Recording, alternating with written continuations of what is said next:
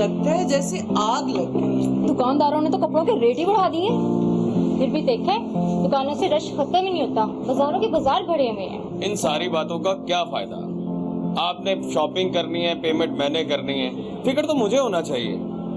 अब ऐसी भी बात नहीं है, तुम्हारे पास जापान के कमाए हुए पैसे जरूर है, मगर अब तुम जापान में नहीं हो, पाकिस्तान में हो। वैसे अंकल ये क्या बात हुई? पहले आप पैसे खर्च करते हैं, बाद में वापस लेते हैं, ये क्या मजाक हुआ? ये मजाक ना करूं तो मैं पैसे नहीं बचा सकता। इस एक साल में पता है मैंने कितना पैसा खर्च किया है? 10 लाख रुपया। खैर चलो अब कहीं और जाके शॉपिंग करते हैं। चलिए। अम्मी मैंने सोबिया के लिए अच्छा सा गिफ्ट खरीदना है, चले किसी अच्छी सी शॉप पे चलते हैं। चलो चलो चलो चलो आ जाओ।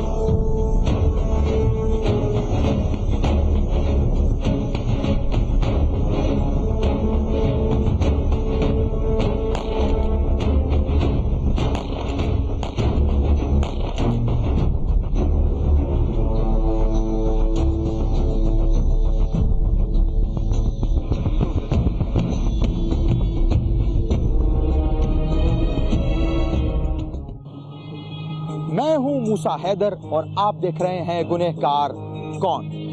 गाड़ी में बैठी हुई मां और बेटियों पर गोलियां किसने चलाई? इब्तदाई तौर पर इस बात का कुछ पता नहीं चला। वो दुकान जिसके सामने ये गोलियां चलाई गई थी, उस दुकान में मौजूद दुकानदार ने जब गोलियों की आवाज सुनी तो दुकान से बाहर आया। उसके देखने पर 2 मोटरसाइकिल सवार गाड़ी के पास इंतहाई तेजी से गुजर रहे थे। क्या वही कातिल थे? दुकानदार ने फौरी तौर पर पुलिस को इत्तला कर दी। अस्सलाम वालेकुम सर। सर मैं शाहजेब बात कर रहा हूँ कपड़े वाली दुकान से। सर वो मेरी दुकान के सामने अभी कोई गाड़ी में खवातीन को गोली मार गया सर। नहीं सर ये तो नहीं पता मुझे। जी सर। सर मैंने दुकान के अंदर से देखा है सर।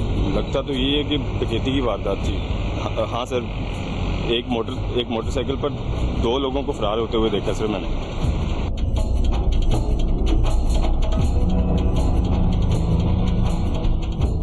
मोटरसाइकिल का नंबर नोट किया था? मुझे उम्मीद नहीं किया होगा। चले मैं देखता हूँ, आता हूँ अभी।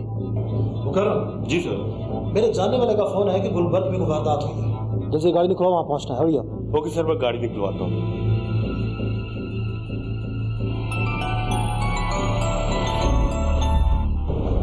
हेलो। जी मुझे अभी इत्तला मिली है। जी देखिए अभी कुछ नहीं कहा जा सकता, वहाँ पहुँच के पता चलेगा। मैं 10 मिनट में पहुँचाऊँगा। ठीक है वहाँ पहुँच के सूरत हाल देख के आपको कॉल करता हूँ। बाय।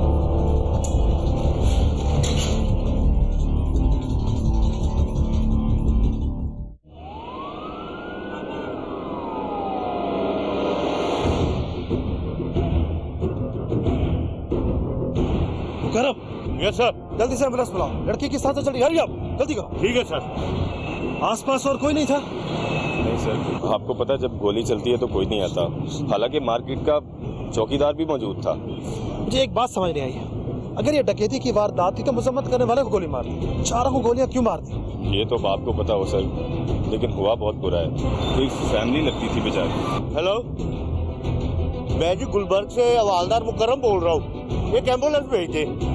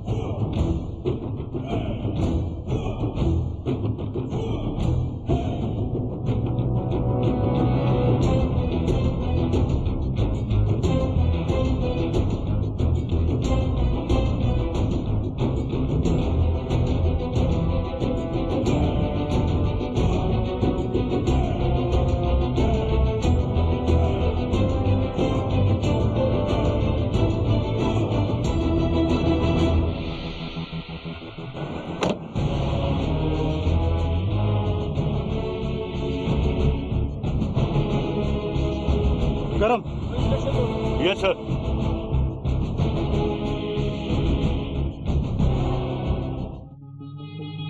पुलिस को जाय बकुआ पर मौजूद गाड़ी में एक पिस्तौल मिला। वो पिस्तौल किसका था? कहीं मकतूलीन का तो नहीं, जिसे उन्हें चलाने का मौका ही नहीं मिला। यह भी हो सकता है कि यह पिस्तौल कातिलों का हो। लेकिन इस सूरत में सोचने की बात यह है कि वो इसे भागने से पहले गाड़ी में ही क्यों फेंक गए? जो भी था, अब यह पिस्तौल पुलिस की तहवील में था। दूसरी जानिब मकतूलीन के घर वाले मुसलसल उनका इंतजार कर रहे थे।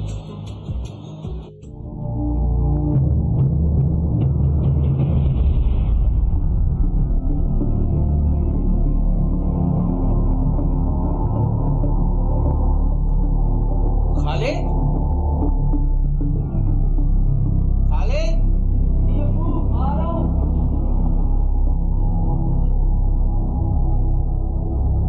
यार वो तुम्हारी माँ और बहनें गई थी, को पता है उनका कहाँ गई हैं? अब्बू आपने ही तो बताया था, उन्होंने कुछ खरीदारी करनी है, वो तो इरशाद अंकल के साथ गई हुई हैं। यार गई तो थी, लेकिन यार 5-6 घंटे हो गए हैं, तुम्हें फोन भी नहीं आया कोई? नहीं अब्बू, मुझे तो कोई फोन नहीं आया। आपका मोबाइल कहाँ पे? वो बेडरूम में पड़ा, जा उठा के ले आ। मैं लेके।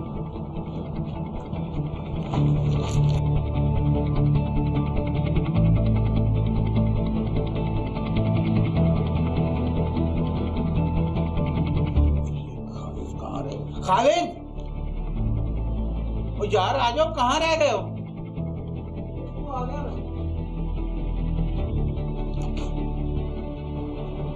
अब्बू आपके मोबाइल पर नाहिद अब्बी का मैसेज आया हुआ है।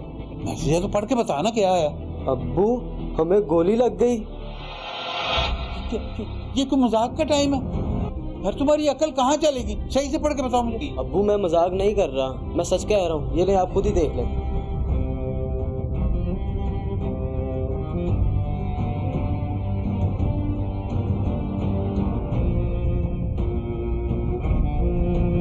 हेलो हेलो जी, आप कौन बोल रहे हैं? जी मैं इंस्पेक्टर फैसल बोल रहा हूँ। आप कौन साहब? अच्छा, ये फोन आपकी बेटी नाहिद का है। कहाँ गई थी ये? खरीदारी के लिए। और कौन कौन साथ था? एक इनकी वालदा, इनकी बहन और अंकल इरशाद। हाँ जी, मुझे बड़े अफसोस से कहना पड़ रहा है कि इन चारों को गोलियां लग गई हैं। जी, ये इस वक्त कहना मुनासिब नहीं है कि क्या हुआ है। पर लड़की को जख्मी हालत में अस्पताल पहुंचा दिया गया, बाकी 3 नहीं बच सके, उनको पोस्टमार्टम के लिए भिजवा दिया। जी जी, आप यहीं आ जाए, बाकी कार्रवाई यही होगी। जी जी, गुलबर्ग कह रही है।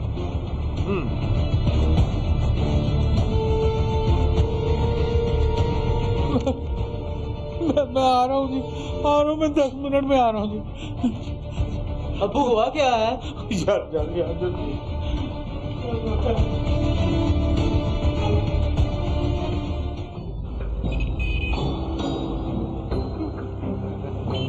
आप कौन? अच्छा, तो आप है रफीक साहब? जी, ये क्या हो गया इंस्पेक्टर साहब? ये क्या? वो ना बच्चियां कह रही थी इरशाद अंकल से कहें हमें एक गाड़ी ही दिलवा दें। आप यकीन करें कि आपने बिल्कुल मेरे दिल की बात कर दी। सर, उसकी इन्हीं आदतों की वजह से मैं मामलात में दखल अंदाजी नहीं करता था।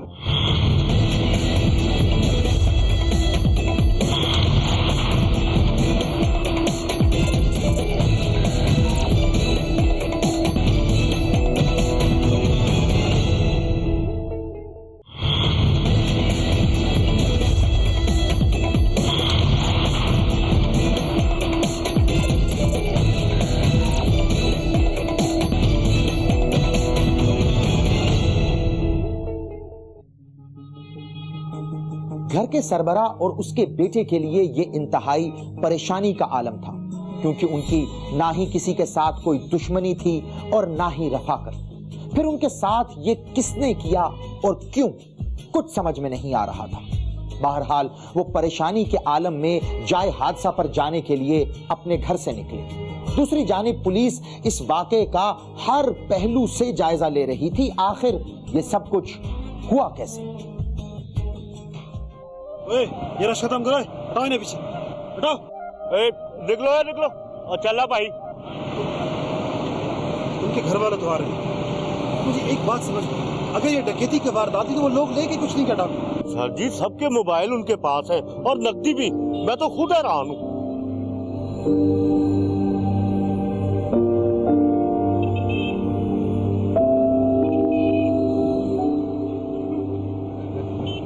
आप कौन?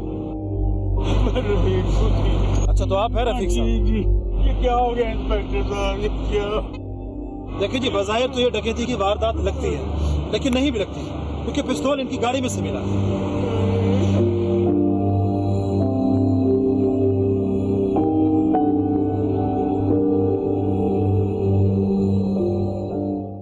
पुलिस ने इस खानदान के बारे में जरूरी मालूमात और शवाहिद इकट्ठा किए, अपनी इब्तदाई रिपोर्ट तैयार की और लाशों का पोस्टमार्टम करवाने के बाद उसे वरसा के हवाले कर दिया, जिन्होंने उसी रात फौरी तौर पर इन लाशों को करीबी कब्रिस्तान में दफना दिया। पुलिस ने मजीद तफ्तीश के लिए घर के सरबराह और उसके बेटे को अगले रोज थाने बुलाया।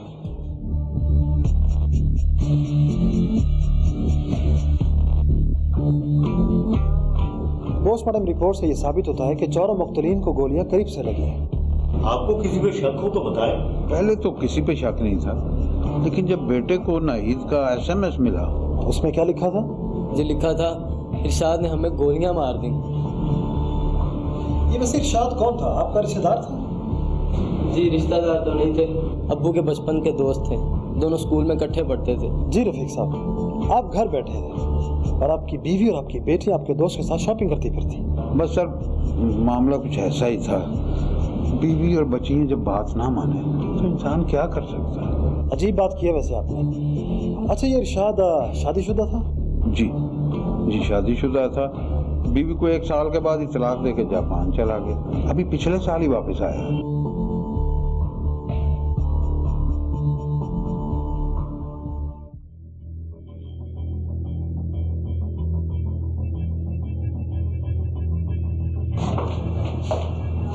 अबू जी अंकल इरशाद आए हैं, मैंने उन्हें ड्राइंग रूम में बिठा दिया। बस ठीक है, मैं आ रहा हूँ, चाय वाय पूछ लेना। चलो ठीक है। वो बात सुनो, एक भाई आए, बात सुनो, उनके पास इतना पैसा है, उन्हें बोलो एक गाड़ी हमें दिला दे।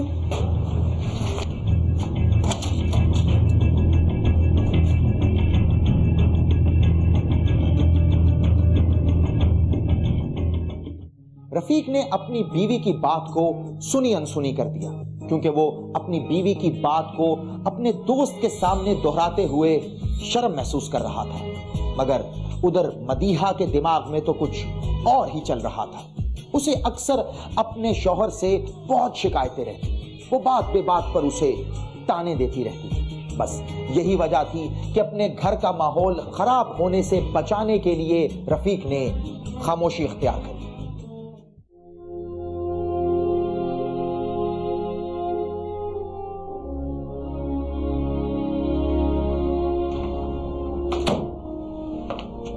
अंकल मैंने अबू को बता दिया, अभी आ जाते हैं। आप ये बताइए चाय पिएंगे क्या ठंडा? अरे चाय का कह के दिल जीत लिया तुम, बस चाय ही पिएंगे। ठीक है, मैं अभी आप ही से कह देता हूँ, वो बना देती है।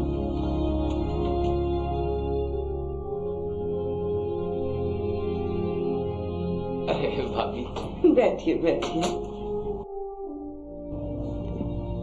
इरशाद भाई, भला आपकी और रफीक की दोस्ती का क्या फायदा? अरे ये क्या बात हुई भाभी, दोस्ती तो दोस्ती होती है, इसमें कोई फायदा नुकसान नहीं होता। आप हुक्म करें।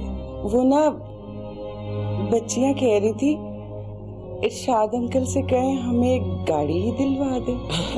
आप यकीन करें कि आपने बिल्कुल मेरे दिल की बात कर दी। मैं पहले ही सोच रहा था कि आप लोगों को कोई गिफ्ट शिफ्ट देना चाहिए। वैसे रफीक का तो आपको पता ही है ना, मैंने उनसे कहा था, पर वो एक कान से सुनते हैं दूसरे से निकाल देते हैं। और तभी तो तरक्की नहीं कर सका रफीक, स्कूल में भी ऐसा ही होता था, सुस्ती का मारा। जिंदगी में कुछ नहीं किया उन्होंने, बस एक ये मकान ही बनाया है, वो भी प्रॉपर्टी का काम करते हैं ना, इसलिए।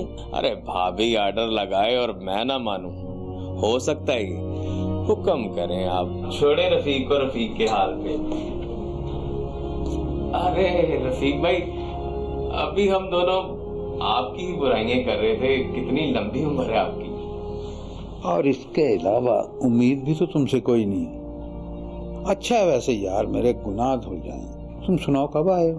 अरे क्या सुनाए, 2 माह हो गए पाकिस्तान आए हुए, टके का काम नहीं, बस घर बैठ के खा रहे हैं। आप दोनों बैठे, मैं जरा तैयार होके आती हूँ।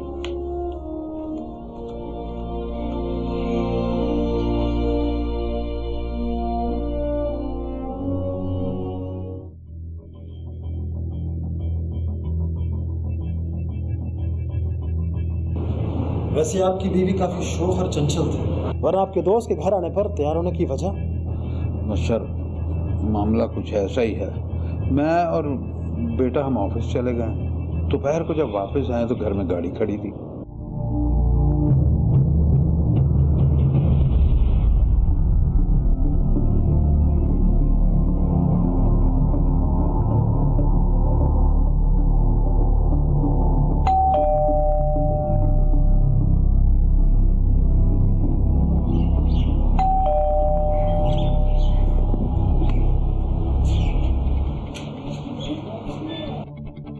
अब्बा जान, गाड़ी देखें, इरशाद अंकल ने क्या जबरदस्त गाड़ी लेके दी है। रफीक, इधर गाड़ी में बैठी हुई मैं तुम्हें नजर ही नहीं आ रही।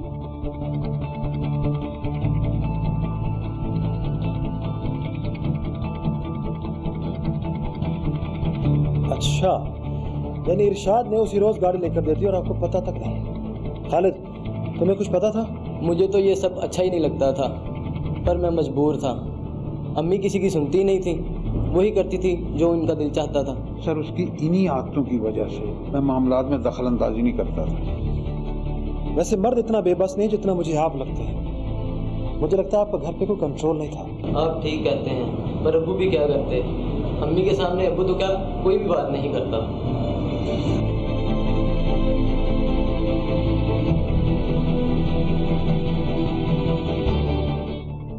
इन दोनों बाप बेटों से ना मेरी खुशी हजम ही नहीं होती। पैसे मेरे खर्च हुए हैं और तकलीफ इन दोनों को हो गई है। चलो छोड़ो, दफा करो। पहले कौन से इन्होंने मुझे सोने के ताज पहना दिए। अब कोई मसला नहीं है, मैं खुद ही समझा लूंगा इनको। अच्छा, पहले ये बताओ कि तुम में से ड्राइविंग पहले किसने सीखनी? मैं ही सीखूंगी, और कौन सीखेगा? बच्चियों को मैं बाद में सिखा दूंगी। चलो, ये हुई गाड़ी स्टार्ट।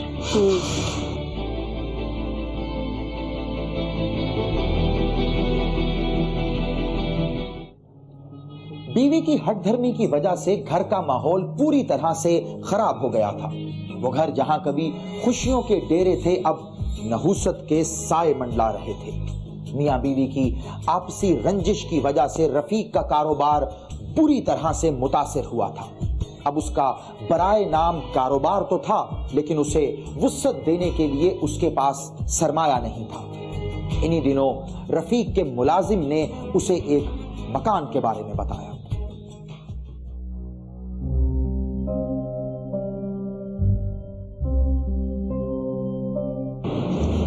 रफीक साहब, 7 मरले का मकान मिल रहा है, लोकेशन बड़ी आउट क्लास है। डिमांड क्या है उनकी? और मालिक तो करोड़ मांग रहा है। थोड़ा सा बयाना करा दें तो 10 से 12 लाख प्रॉफिट हो सकता है। थोड़ा सा मतलब कितना? यही कोई 3-4 लाख। 1 माह में मकान सेल कर लेंगे, लंबी दिहाड़ी है। और दिहाड़ी तो लंबी है, 3-4 लाख रुपया कहाँ से आएगा? मेरे पास तो 3-4 हज़ार नहीं है। और मेरी माने कहीं से अरेंज कर लें, ऐसे मकान रोज रोज नहीं मिलते। अब्बू कहीं तो आप ही से बात करूं, अम्मी का जेवर गिरवी रखवा कर कुछ कर लेते हैं।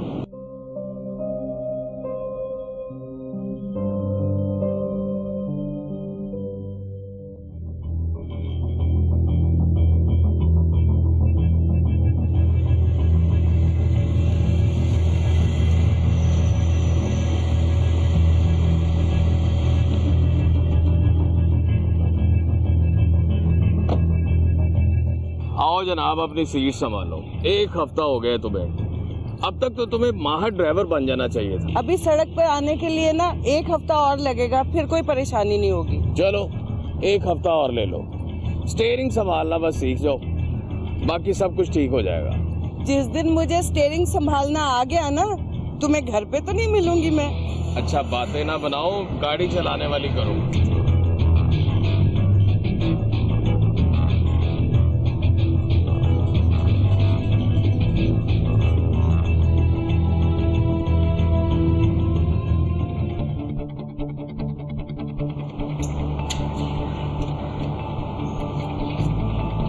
अम्मी कहाँ पे? गाड़ी खड़ी नजर आ रही है? नहीं ना, ड्राइविंग सीखने गई हैं। चलो अच्छा है, मुझे तुमसे एक ज़रूरी बात करनी थी।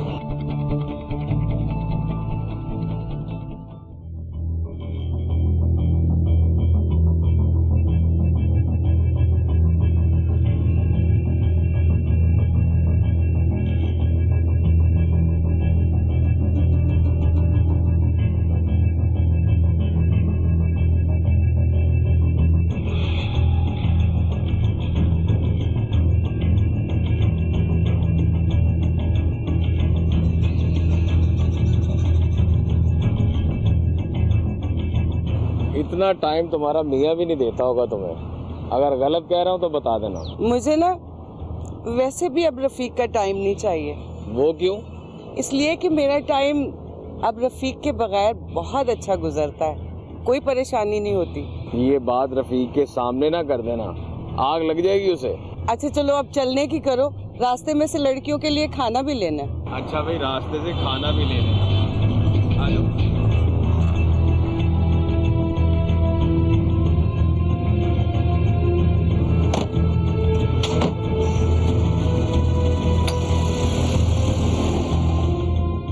खुदा की कसम तुम्हारे कहने पे पैसे दिए हैं। रफीक कहता तो कभी ना देता।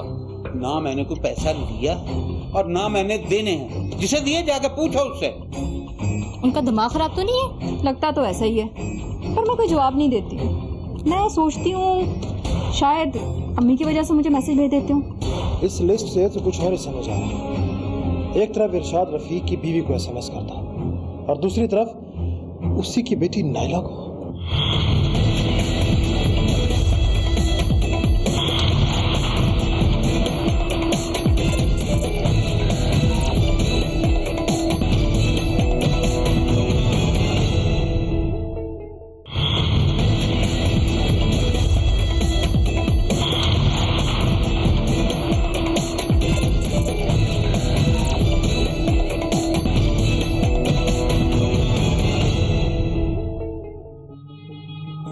दोनों घर पहुंचे तो बेटियों ने उन्हें अपने भाई खालिद के आने का सारा किस्सा सुनाया। वो तो जैसे पहले से ही इस बात के इंतजार में थे।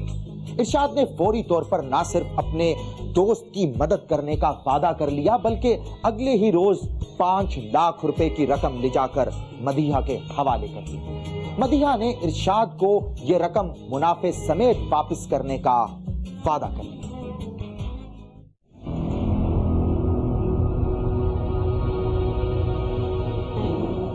ये पैसे गिन लेना, बाद में ना कहना कि कम है। मेरी जिम्मेदारी अभी तक थी। रफीक की तरह तुम्हारा दिमाग भी पलट गया? कैसी बातें कर रहे हो? खुदा की कसम तुम्हारे कहने पे पैसे दिए हैं। रफीक कहता तो कभी ना देता। मुझे पता है ये पैसे तुमने मुझे दिए और मैंने ही तुझे वापस देने। अब सुकून है? बस तुमने कह दिया तो सुकून आ गया। क्यों भी लड़की हो, मैंने ठीक कहा ना? जी जी, आप गलत कह सकते हैं, हो ही नहीं सकता। तुम भी कभी मेरी तारीफ कर दिया करो, इतनी खामोशी अच्छी नहीं होती। अच्छा अंकल जी, पता है आपके बड़े एहसान है हमारे पर। तंज कर रही हो या तारीफ की है मेरी? सच सच बताना। जो आपको समझ में आ रहा है वो ही कह रही हूँ। नाइला जाओ तुम अंकल के लिए खाने पीने का कोई बंदोबस्त करो। जी।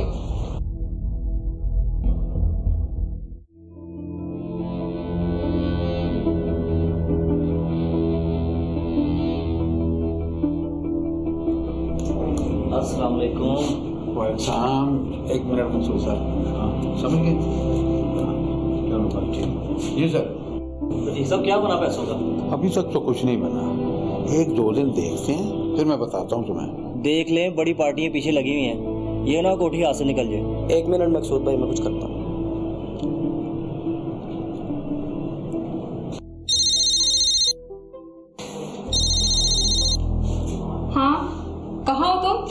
क्या बना? अम्मी ने बंदोबस्त कर दिया है, जब आना हो ले लेना आके। अरे नहीं भाई, उनके पास ही पड़े हुए हैं, मैं झूठ नहीं बोल रही, मैं लेके रख लेती हूँ। आओगे तो बाहर से ही पकड़ा दूंगी। ठीक है, मैं ले लेती हूँ मम्मी से। हाफिज। अम्मी, अम्मी। हाँ नाइला, क्या हुआ? अम्मी, खालिद का फोन आया था, वो आ रहा है पैसे लेने के लिए। इस वक्त क्या आग लगी हुई है भाई? शाम को उसने घर आना ही था, आके ले लेता। अब मैंने उसे कह दिया है कि आके ले जाए, उसे जरूरत है तो मांग रहा है ना। अच्छा, ला देती हूँ।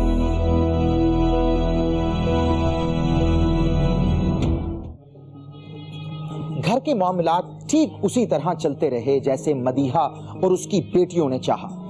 रफीक और उसका बेटा मौशी चक्कर में इस पूरी तरह फंस चुके थे कि उन्हें इस बात की बिल्कुल भी होश नहीं थी उनके घर कौन आ रहा है, कौन जा रहा है। दिन हफ्तों में बदले और हफ्ते महीनों में। वक्त गुजरता रहा मगर कुछ भी हासिल जमा नहीं हुआ। इरशाद को ना ही अपनी दी गई रकम वापस मिली और ना ही मिलने वाले मुनाफे में से कोई हिस्सा। हाँ, अगर उसे कुछ मिला तो वो था आसरा जो उसे घर वाले दे रहे थे।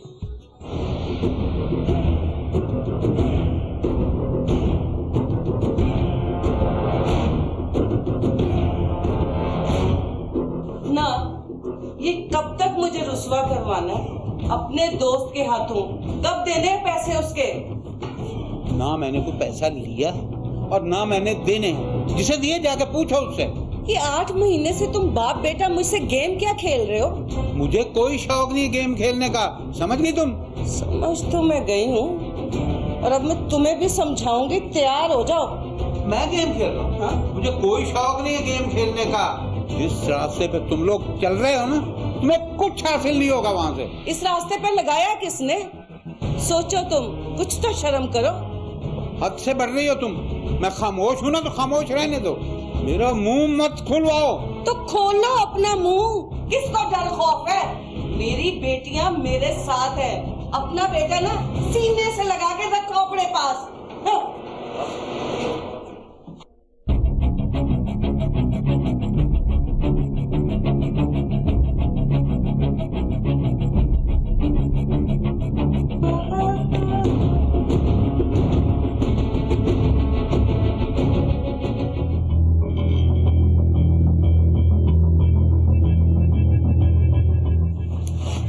मुझे लगता है अम्मी अब्बू की आज फिर लड़ाई हुई है, उनके रूम से आवाजें आनी थी। वैसे गलती हमारी है, हमें अब्बा को निकलेट नहीं करना चाहिए था। वो भी क्या करें बेचारे, उन्होंने भी तो ज्यादती की है, जिस काम में हाथ डालते हैं नुकसान उठाते हैं। इसमें उनका क्या कसूर है? वो तो बेचारे अच्छे की कोशिश करते हैं। शुक्र करो, इरशाद अंकल ना होते तो हम तो मर गए होते। सारा खर्चा उठाया हुआ उन्होंने।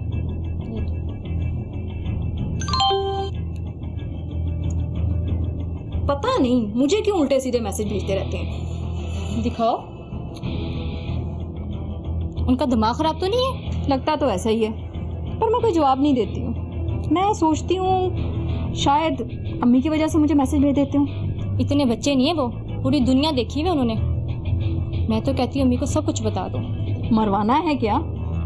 ये जो शॉपिंग के मजे लग गए ना हमारे मुंह को, सब खत्म हो जाएंगे, इसलिए बेहतर है खामोश रहो।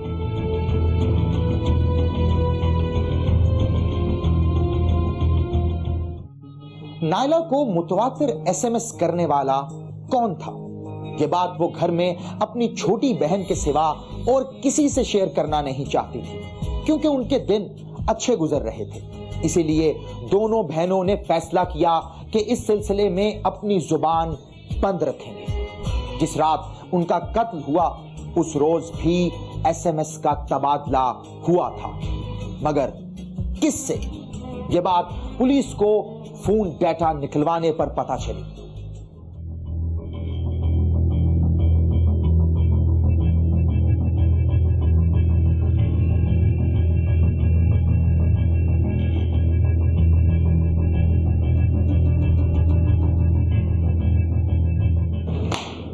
सर, ये अरशाद, मदीहा और दोनों लड़कियों के SMS का डाटा।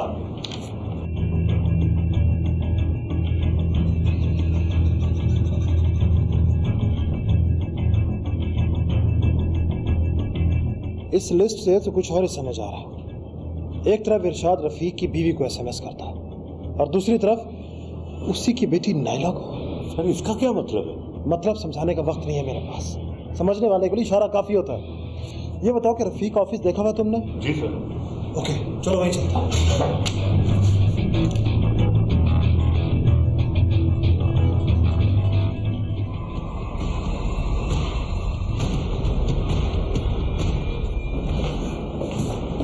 अस्सलाम वालेकुम।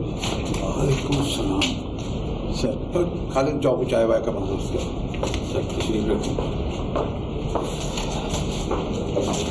सर खैरियत से आना होगा। अब आपने क्यों तकलीफ किया? मुझे थाने बुलवा रहे थे। नहीं कोई बात नहीं, बस कुछ नई बातों का पता चला था, सोचा आपको बता दूं। जी हुक्म। आपके तो इरशाद, आपकी बीवी और आपकी बेटी के दरमियान जो टेलीफोन पे बातें होती थी उसका पता था आपको? पता तो नहीं था मुझे बिल्कुल, लेकिन अंदाजा जरूर था कि उनके दरमियान को खिचड़ी पक रही है। फॉरेंसिक रिपोर्ट, SMS डाटा और बाकी शवाहिद से ये मालूम होता है कि इरशाद ने किसी बात पर तहश में आकर पहले तीनों खवातीन को गोली मारी, फिर खुद को गोली मारकर खात्मा कर लिया अपना। अब ये तनाज़ा पैसे का था, आपस में ताल्लुकात का था, या फिर कोई और वजह? ये पुलिस से बेहतर मरने वाले बता सकते थे, या फिर आप?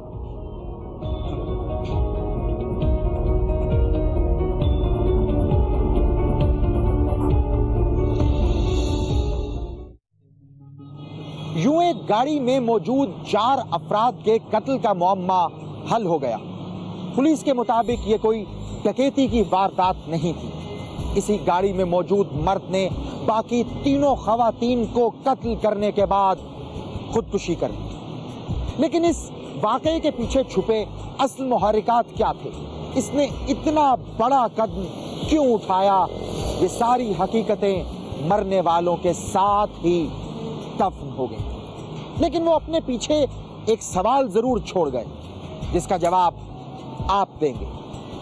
आखिर इस केस में असल गुनहगार कौन है?